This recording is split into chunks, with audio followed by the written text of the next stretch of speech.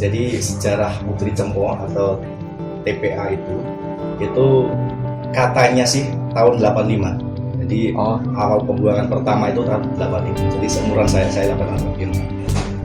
Terus jadi sampai sekarang sudah berapa? 37 tahun. Jadi sampah itu sampai sudah menjadi gunungan sampah seperti bukit.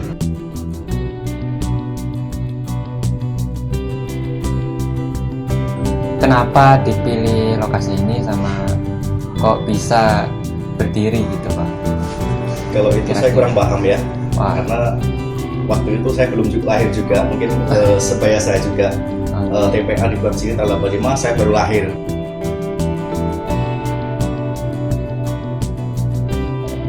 Tapi itu. TPA ini dikelola siapa ya Pak? Kalau boleh tahu? Pemerintah kah? Pemerintah, atau desa? dari Langsung. DLH dari apa ya? Ya dari Pemkot mungkin. Saya kurang paham ya. Saya juga baru tahu itu.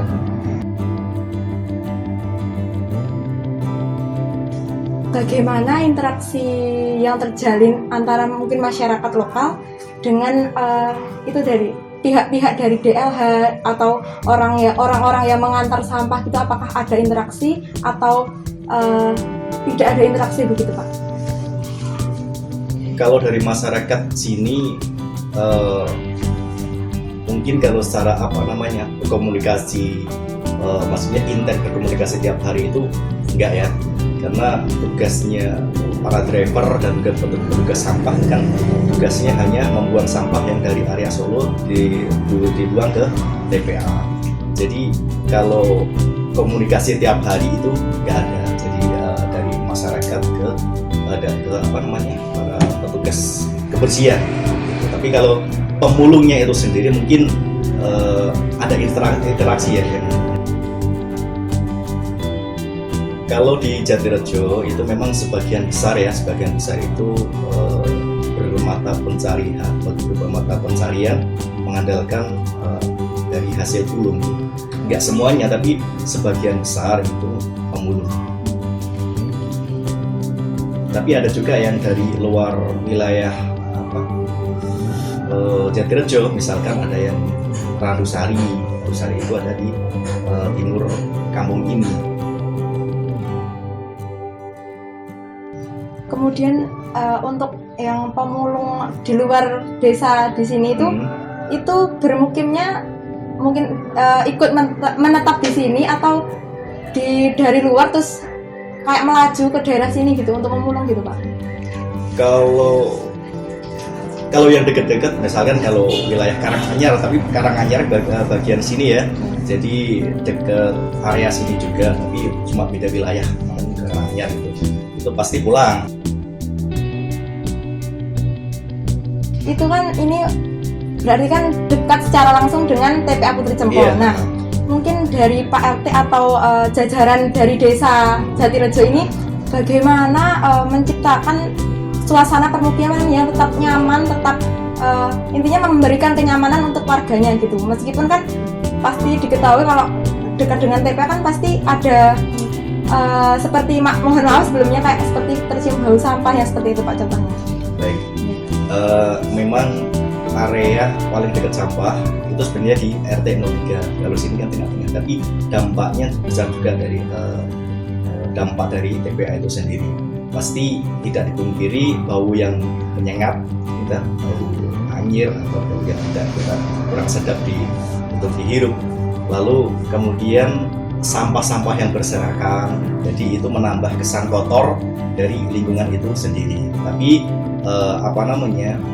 dari kepengurusan RW dan juga RT itu setiap ada itu pasti ada kerja bakti. Baik, kalau gotong royongan, kerukunan masyarakat sini masih erat ya.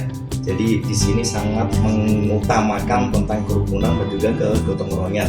Misalkan kalau ada salah satu warga yang punya hajat, pasti semua dari RT 1, 2, dan 3 itu ikut nyengkuyung.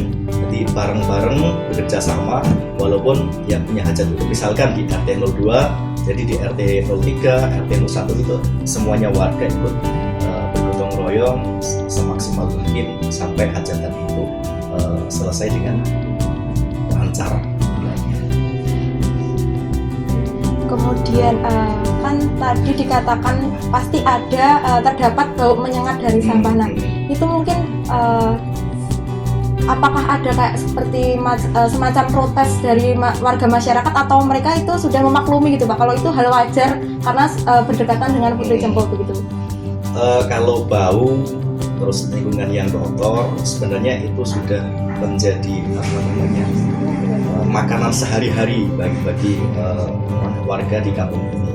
Jadi untuk masalah bau dan juga kotor itu masyarakat sini sangat memaklumi karena memang sebagian besar juga kan mengandalkan mata pencarian dari sampah juga. Dengan cara menggerakkan kerja bakti itu ya Pak? Betul. Nah itu dilakukan setiap berapa minggu sekali atau setiap berapa bulan sekali begitu Pak?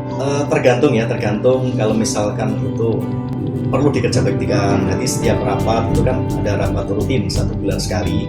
Itu pasti dari seksi-seksi yang seperti seksi pembangunan dan juga seksi lingkungan hidup itu melaporkan, Pak, area sini perlu dikerjabaktikan.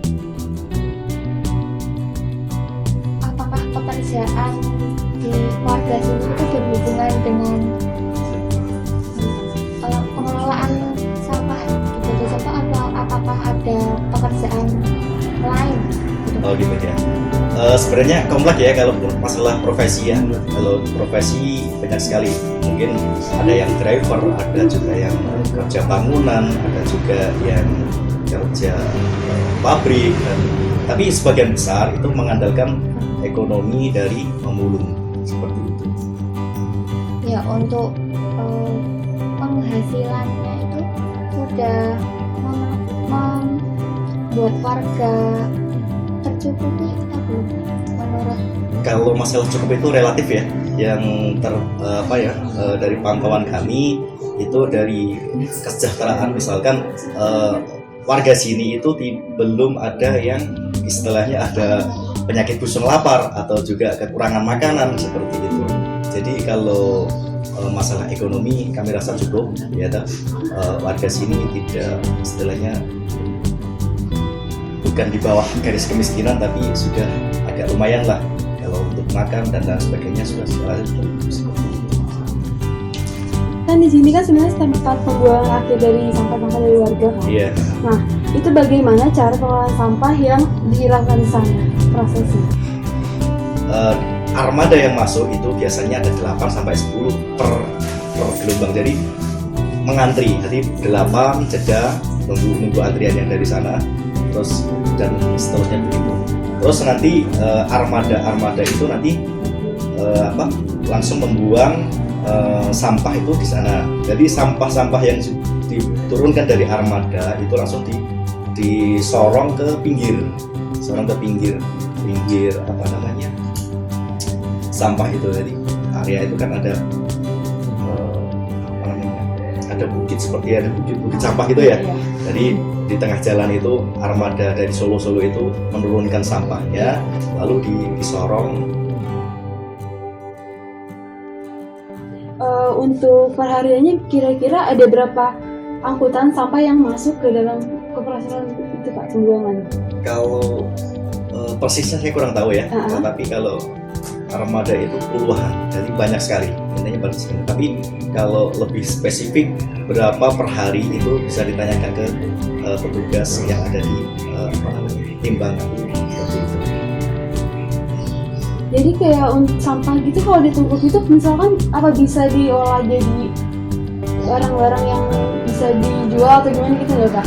Oke, jadi sampah itu semuanya oleh pemulung itu kan dipunguti seperti sampah plastik menghasilkan uang juga, terus sampah namanya ember-ember jadi ember-ember itu banyak sekali jenisnya, nanti dipungut dulu dijadikan satu, setelah terkumpul nanti dipisah-pisah lagi, ada emberan, putihan dan pet dan lain sebagainya, kerasan dan lain sebagainya. Terus nanti ada kertas-kertas, ada kardus dan lain sebagainya. Alhamdulillah sekarang kan sudah ada program pemerintah yang rencananya dijadikan sumber listrik. Jadi ada pembangkit listrik dengan tenaga sampah. Tapi ini baru proses. Mudah-mudahan nggak butuh waktu lama nanti bisa beroperasi dan bisa mencukupi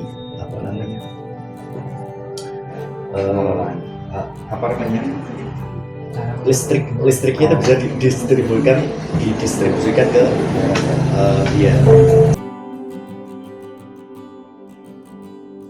mata pencaharian utama dari kampung sini kan mengandalkan dari hasil pungut sampah itu. Jadi nanti kalau dikelola takutnya nanti pemulung-pemulung tidak bisa mencari lagi, kerepotan kan.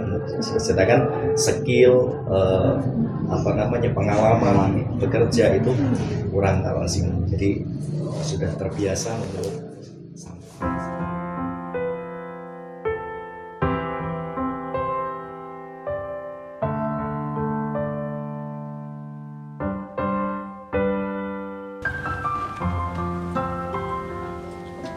Halo kawan-kawan, bagaimana kabar kalian?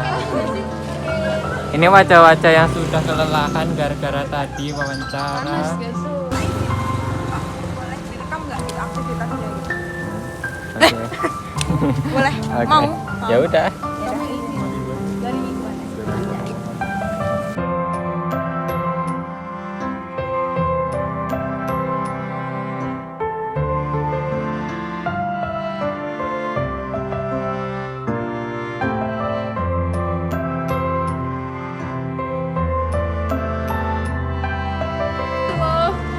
Apa jelasin. Gimana Jadi kita mau jelasin kemana? konsepnya.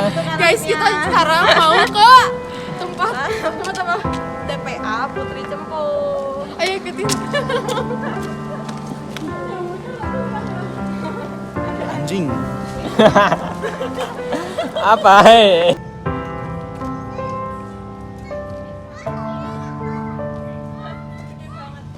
Ya actingnya udah bagus kok, actingnya udah bagus kok.